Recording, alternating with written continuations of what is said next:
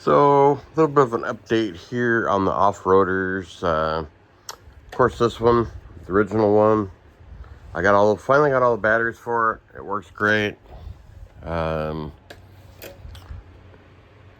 Everything works as it should. I got rechargeables, chargeable 9 volts, rechargeable C's. I finally got my 9 volts and charged them. Everything works great. Okay, so a little bit of a change up here on the conversions. So I'll go with this one.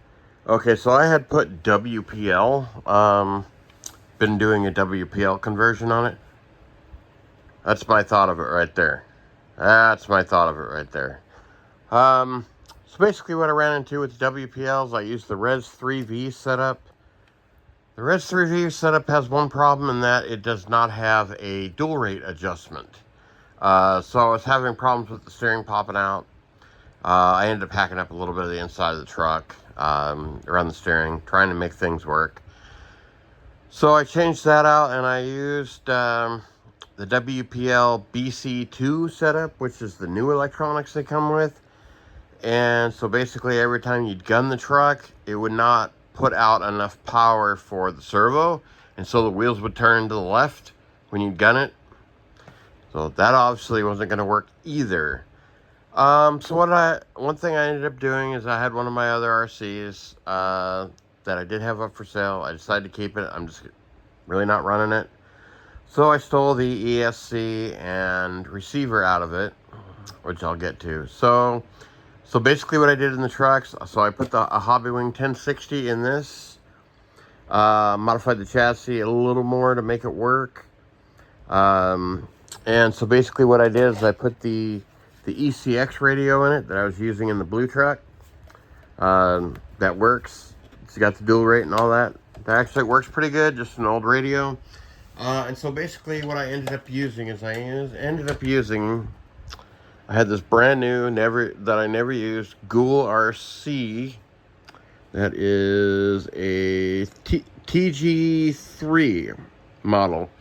Yeah, so it's got the on-off switches there. It's got dual rate adjustment. It's got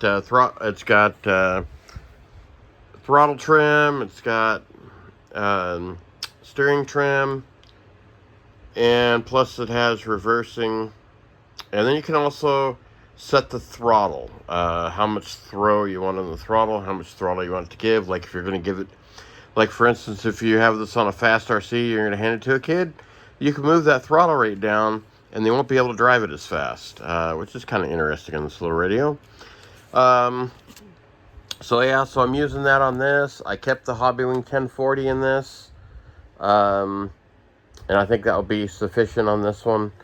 So at this point, these two trucks are done. I've got one more truck to do, which is the one I'm building for my wife that I got to paint. So I have the servo for it. I have a Traxxas radio I can use in it. That's an older style one that hopefully will work. That has more adjustments in it, I believe. No, it's a Red Cat, not a Traxxas.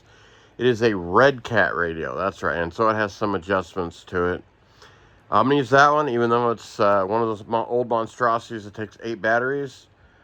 Last time I used it, it worked, so I'll use it on this. And then I'll have to order up some sort of ESC to put in the wife's truck. And then I got to continue with the paint job part of it, which I'm painting it purple. And then once I get that one together, that'll make that one done. As far as after that, I don't think, unless I buy any more trucks, I don't have enough parts to put together another truck that would work. But I may buy another truck. I don't know. See what I can come up with. So yeah, these 3 are done. Got to do the wife's truck. And once the wife's truck is done, I'll be done having all the off-roaders done. Honestly, at this point, I'm kind of in a spot where I'm probably not going to buy any more RC trucks. Being that I have some more expenses coming up. So some things have changed. The next thing, I'm going to get you guys some running videos of these. I still have to say one of my favorites is the Blue Truck with the 40 amp ESC. And this radio, it just runs great. This one doesn't. This one runs pretty good as well, except for the way that I have the steering set up. I'm probably going to need to pull it apart, and I need to put a rubber bushing. Because basically the way I've done these is you have the 1/10 scale servo. It comes off with a plastic servo horn that I had to cut off, and then I used a basically kind of like a they come with the servos. It's kind of like a bushing kind of thing. I run the bolt through, and then I put one of the rubber donut things that come with the servos. I use that to make this fit in there, and it fits in there tight, and the steering works pretty good. I don't know if you can see this. Steering on this is, as you'll see, the steering on this is got some looseness to it. This, I think wheels are a little more loose than this one. This one, yeah. And that's just the way these trucks are from the factory. It's worse with the stock setup. So that's where these 3 trucks are at. I'm gonna try to get you guys some running videos.